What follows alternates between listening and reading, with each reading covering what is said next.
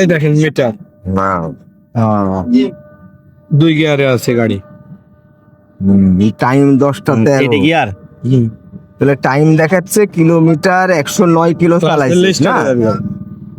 ওই ইয়া আছে স্ট্যান্ড আসতো, স্টার্ট হবে না ক্লাস ধরলে। স্ট্যান্ড তুললে হবে না স্ট্যান্ড তুলি ক্লাস ধরলে স্টার্ট হয়ে যাবে।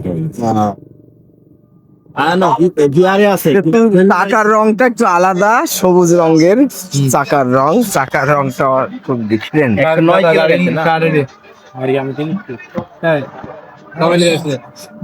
তিনজন উঠা যাবে আজই তো 3জন চড়া।